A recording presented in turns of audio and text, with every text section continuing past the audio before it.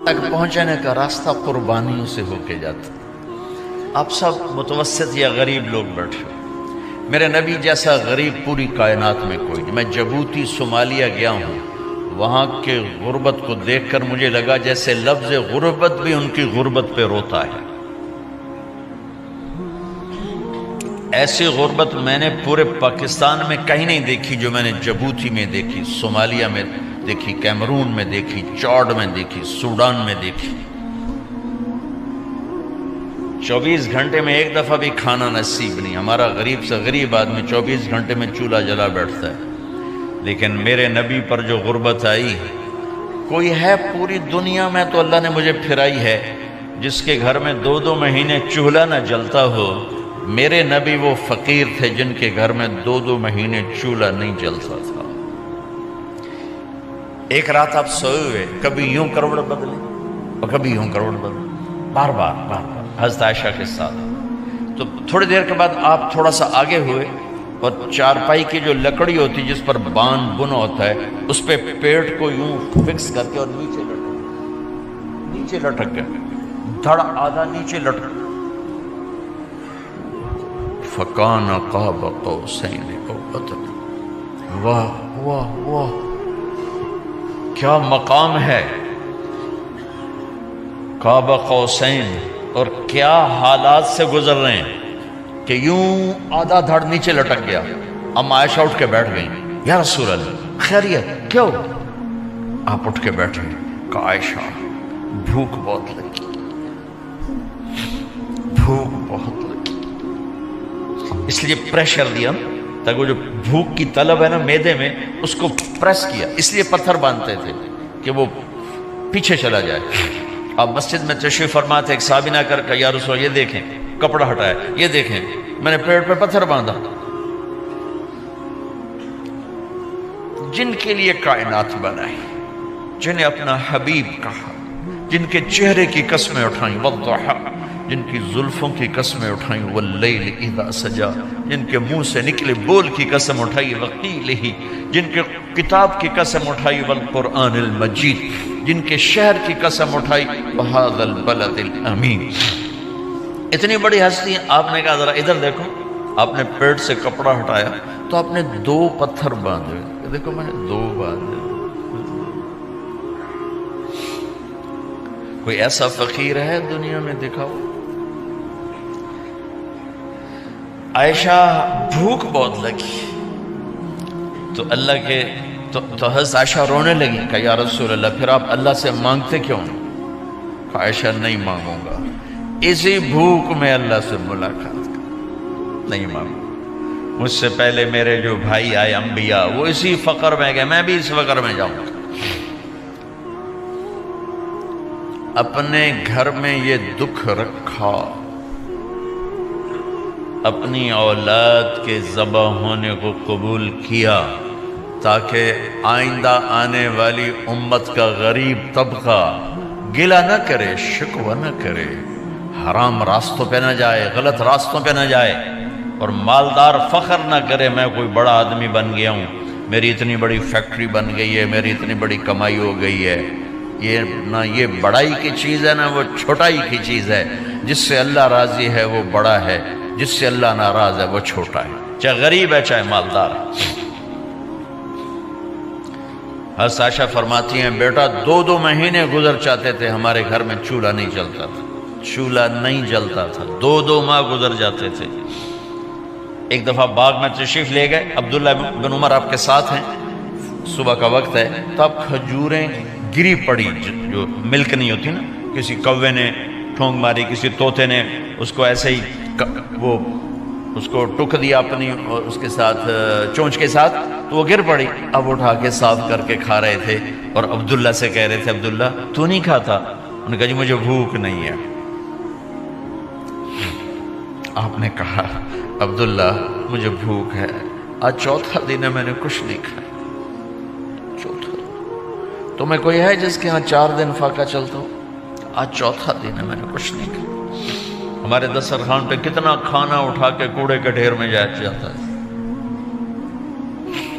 آج 4 دن گزر چکے ہیں میں نے کچھ نہیں کھایا. هذه صبح رابعة ما ذقت شيئا، آج چوتھی صبح میرے اوپر طلوع ہوئی ہے،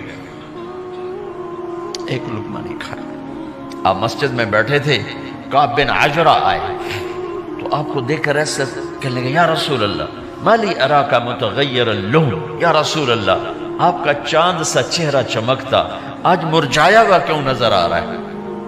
تو آپ نے یوں دیکھ اپنے پیٹ پہ یوں انگلی رکھ کر کہا ما دخل جوفی ما يدخل جوف ذاتک منذ ثلاث، کہا آج 3 دن گزر چکے ہیں، پیٹ میں ایک روٹی کا ذرہ داخل نہیں ہوا، ذرہ، لقمہ نہیں ذرہ، روٹی کا ایک ذرہ پیٹ میں داخل نہیں ہوا۔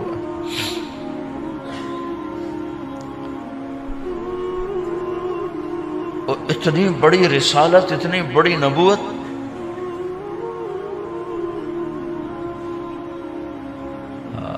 اپنی امت کے غریبوں کی تسلی کے لیے اور اپنی امت کے مالداروں کو سبق دینے کے لیے کہ اللہ رزق دے تو اپنی حیثیت نہ بھولو، اور اللہ نہ دے تو اپنے حبیب کی قربانی نہ بھولو۔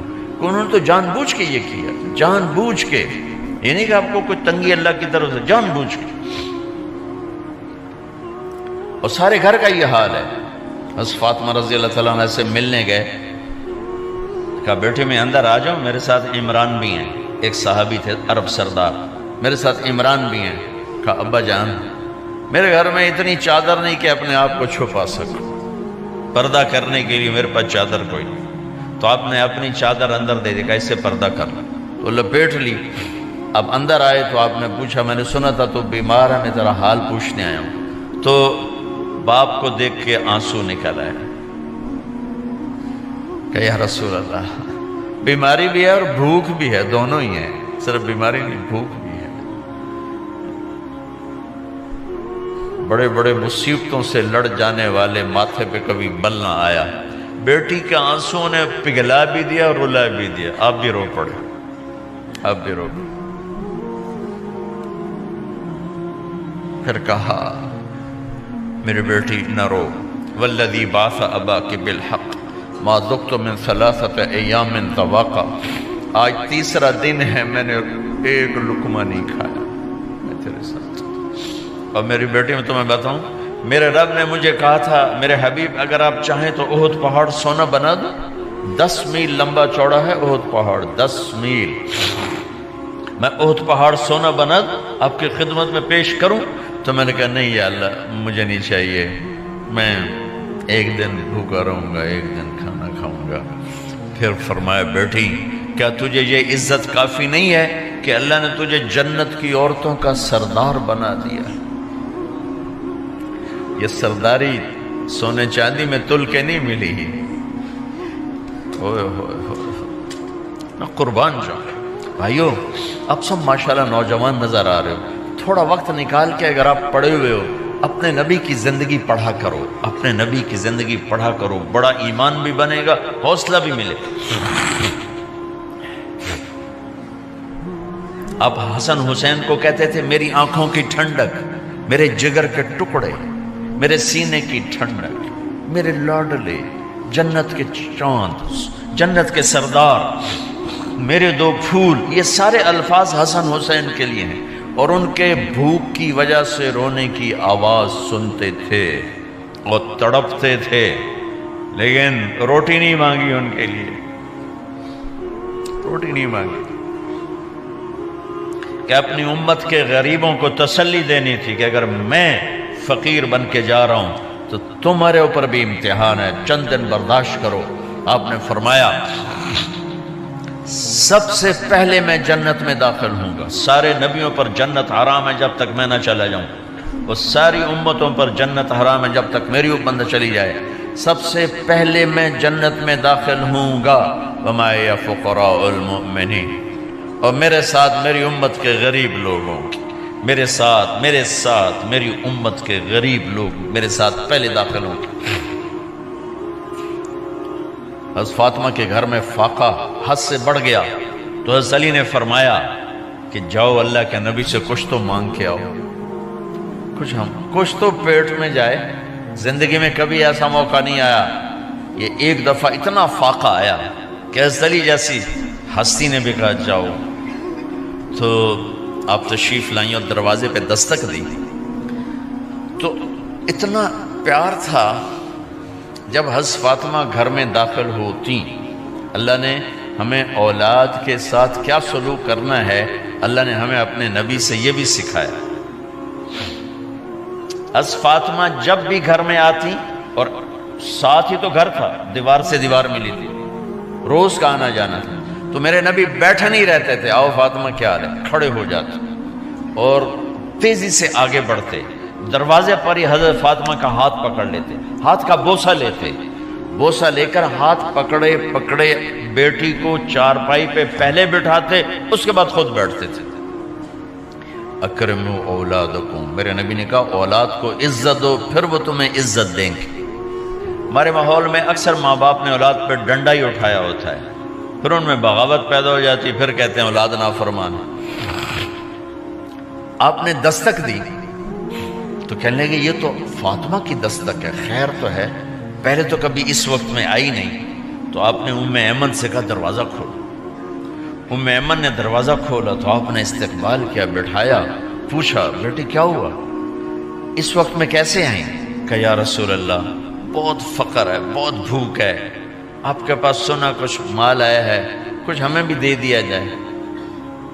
اتنی صابر بیٹی زندگی میں ایک دفعہ بھوک کی شکایت لے کر آئیں، اور آگے باپ نے پھر پیپر لے لیا، پھر امتحان میں ڈال دیا. آپ نے کہا بیٹی میرے پاس 5 بکریاں کھڑی ہیں، دے دوں یا 5 دعائیں سکھا دوں؟ یہ بھی کوئی کتنا سخت موقع تھا، کتنا سخت موقع ہے کہ صبر کا پہاڑ بیٹی اتنی مجبور ہو کر آتی ہیں کہ یا رسول اللہ برا حال. تو میرے نبی کہتے بیٹی یہ بکریاں بھی لے جا، دعائیں بھی لے جا، دونوں جمع کر دیتے، یا دعائیں بعد میں سکھا دیتے، بکریاں دیتے، ایک تو دے دیتے. پر امت کے غریبوں کو تسلی دینی تھی، چونکہ امت میں اکثر طبقہ غریب ہوگا. تو آپ نے کہا بیٹی 5 بکریاں دو یا 5 دعائیں دو. تو وہ سمجھ گئیں اپنے باپ کے مزاج کو کہ ابا جان امتحان لے رہے ہیں. تو کہا ابا جان بکریاں چھوڑ دیں، مجھے دعائیں سکھا دو، مجھے بکریاں نہیں چاہیے. بھوکے کی رات بھی گزر جاتی ہے اور بھوکے کا دن بھی ڈوب جاتا ہے. تو آپ کا چہرہ ایسے کھل گیا کہ میری بیٹی پاس ہو گئی. کہا بیٹی آپ تم دعا میں یہ کہا کرو یا اول الاولین یا آخر الاخرین یا ذا القوة المتین یا راحم المساکین یا ارحم الراحمین. یہ تیرے لیے 5 بکریوں سے اعلیٰ چیز. اب گھر واپس گئیں خالی ہاتھ. حضرت علی نے فرمایا تو کچھ بھی نہیں لائی؟ کہا نہیں لائی ہوں، بہت کچھ لائی ہوں. کہا کیا؟ کہا میں دنیا لینے گئی تھی، آخرت لے کے آ گئی. ذہبت للدنیا وجئت بالآخرہ. تو حضرت علی نے فرمایا تیرا آج کا دن سب سے اعلیٰ دن، خیر ایام کی حال. داماد کا امتحان لے لیا، حضرت علی کو بلا لیا. علی 5000 بکریاں دو کہ 5 دعائیں دوں؟ اس وہاں تو 5 بکریاں، اب 5000 کر دیں. علی 5000 بکریاں لیتے ہو یا 5 دعائیں لیتے ہو؟ تو بھی سمجھ گئے کہ آج میرا محبوب مجھ سے امتحان لے رہا ہے کہ علی کتنا کو مضبوط ہے اپنے ایمان میں. اور فاقے میں نے بتا دی کیا گزر رہے ہیں. آدمی اپنی بھوک سہ لیتا ہے، اولاد کا رونا برداشت نہیں ہوتا ہے.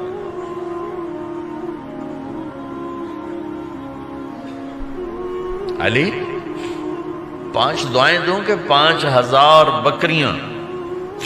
حضرت علی نے عرض کی یا رسول اللہ دعائیں سکھا دیں، بکریاں نہیں چاہیے. میرا نبی کا چہرہ کھل گیا کہ میرا داماد بھی پاس ہو گیا.